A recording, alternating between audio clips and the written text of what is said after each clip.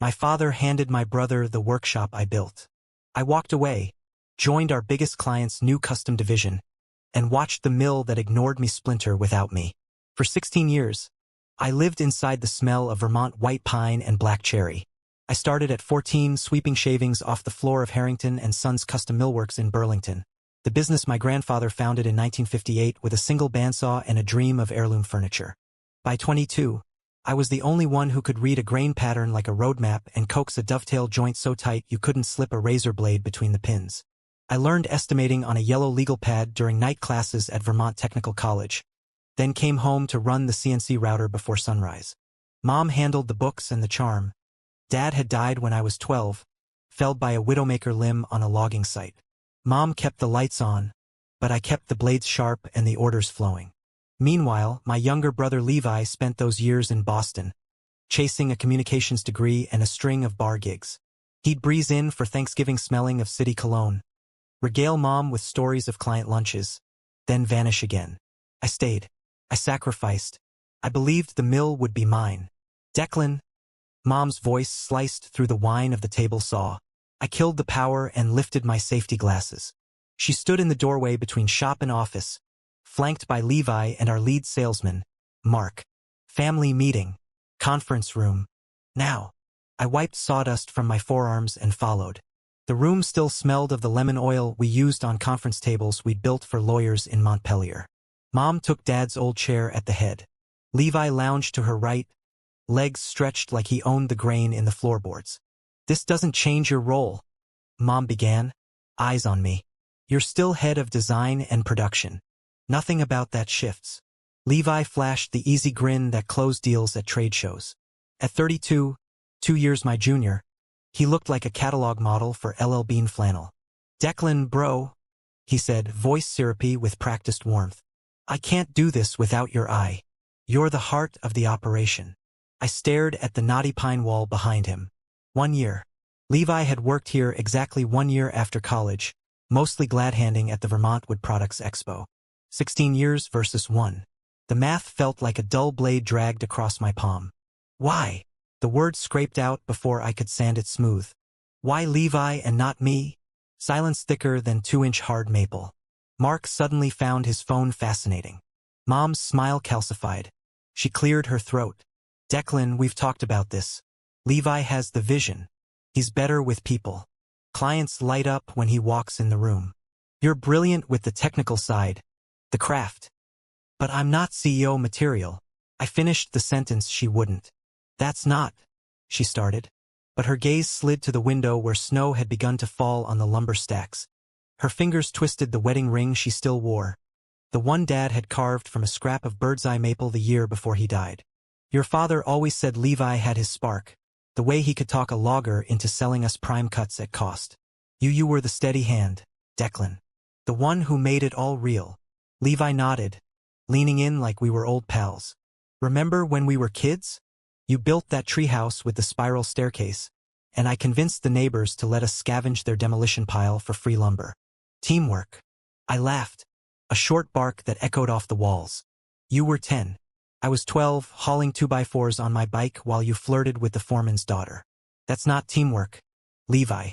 That's me doing the work and you taking the credit." Mom's eyes flashed. "Don't rewrite history." Levi brought in the Caldwell account last spring, our biggest wholesale order ever. Because I spent 3 months prototyping samples in my garage unpaid, while he golfed with Ethan Caldwell at Stowe. My voice rose, cracking the calm I'd armored myself with. I missed my own engagement party to finish those prototypes. Sarah understood. She always did. But where were you, Mom? Celebrating Levi's win with champagne I couldn't afford on my salary.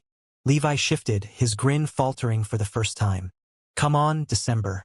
Sarah left because she wanted city lights, not because of a few late nights. The room tilted. Sarah. We'd met at a craft fair in Waterbury. She sold hand-thrown pottery while I demoed live-edge slabs. She'd waited 2 years for a ring. Another year for a wedding date that kept getting pushed by just one more rush order. When she took the job in Portland, Oregon, Mom had patted my hand and said, "Plenty of fish, honey. The mill needs you." "You told me she was distracting me from my potential," I said to Mom. the words tasting like turpentine. Potential you never saw beyond the shop floor. Mom stood, chair scraping. I lost your father to this place. 12-hour days, no vacations, heart giving out at 48. I won't lose another son to it. Levi knows how to delegate, how to grow without killing himself. You'd run yourself into the ground, Declan. Just like Dad. So you hand the keys to the golden child who's never felt a splinter? I gestured at Levi's manicured hands. He doesn't even know which end of a chisel to hold.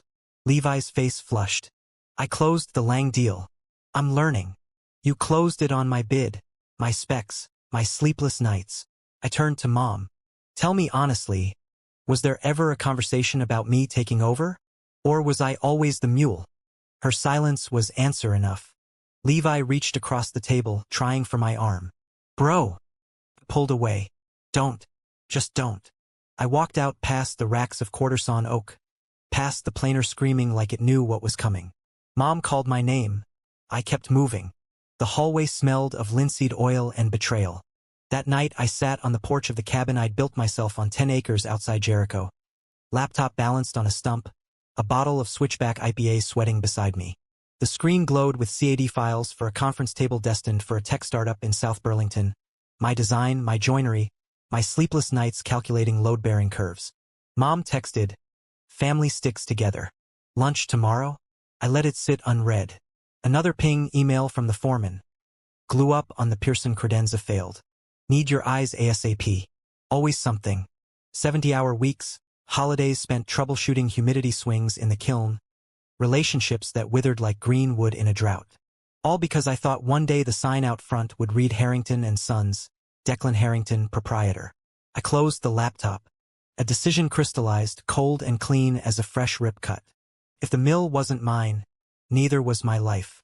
From now on, 8 to 5. Weekends off. Vacation days used. And I'd start looking. The next morning I rolled in at 8:07, coffee in hand. Foreman Jake did a double take. Everything okay, Deck? Perfect, I said. Beautiful December day.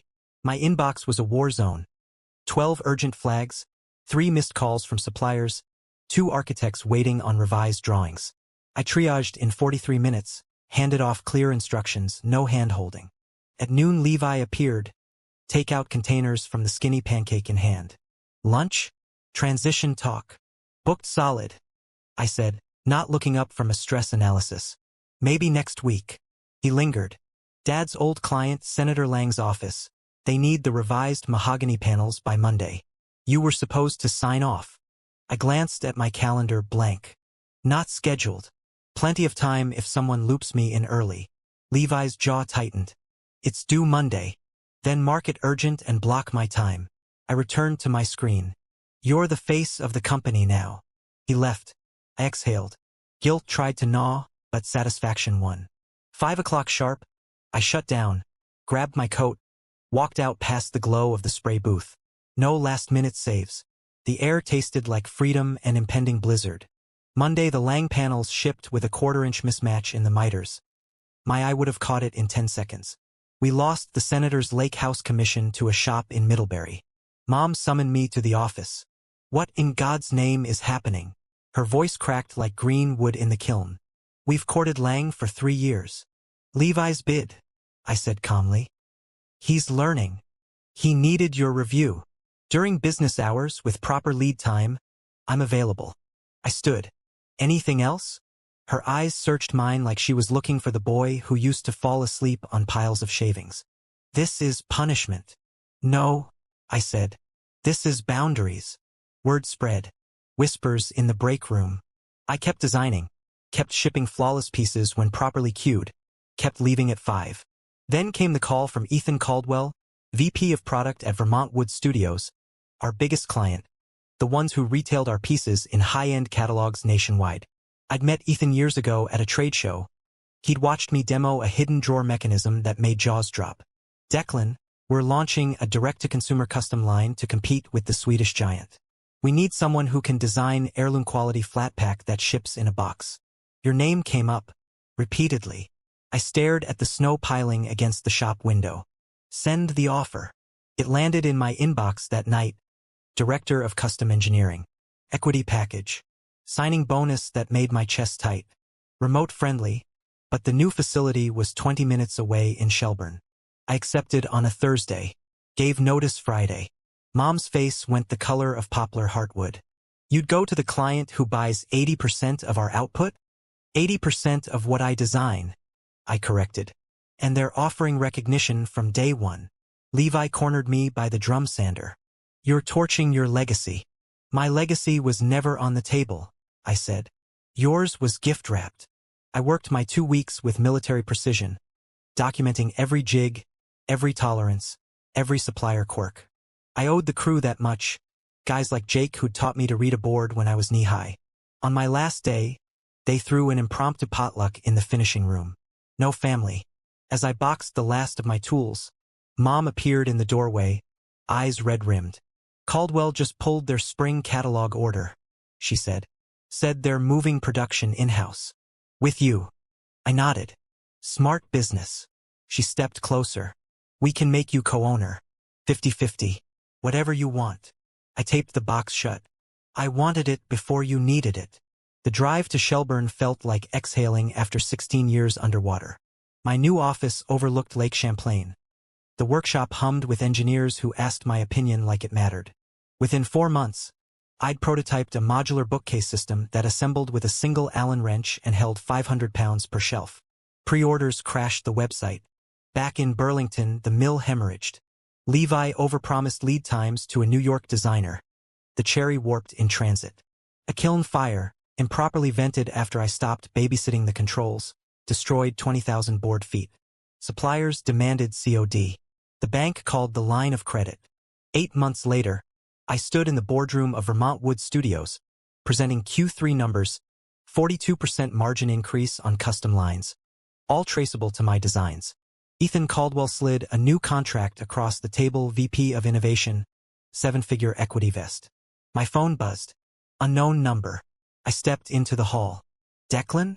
It's Sarah from the mill, our longtime bookkeeper. Voice trembling. Your mom had a stroke this morning. Stress, doctors say. Levi's he's in over his head. We're 2 weeks from payroll. I leaned against the window watching ferries cut white wakes across the lake. I'm sorry, I said. 42 families, Declan. Good people. I closed my eyes. The boy who'd grown up in sawdust still lived somewhere under my skin, but he no longer steered the saw. I'll come by the hospital, I said. We'll talk options. No promises. I hung up, stared at the contract in my hand. True freedom wasn't burning the bridge. It was choosing whether to cross back on my terms, with the matchbox in my pocket. I signed the new contract, then drove north through sugar snow. The mill sign loomed ahead, paint peeling like old bark. I parked, killed the engine, and walked inside for the first time in months.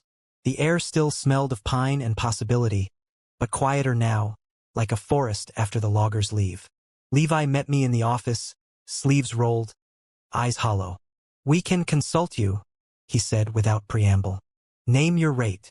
I looked past him to the wall where Dad's old framing square hung, tarnished but true. First, I said, we stabilize cash flow. Then we talk equity. My equity. And my title on the door. He opened his mouth.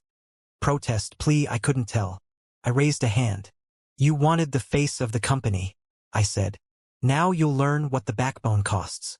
Outside, snow kept falling, soft and deliberate, covering the ruts of old mistakes. I rolled up my sleeves. The wood was still good. The question was who would shape it next.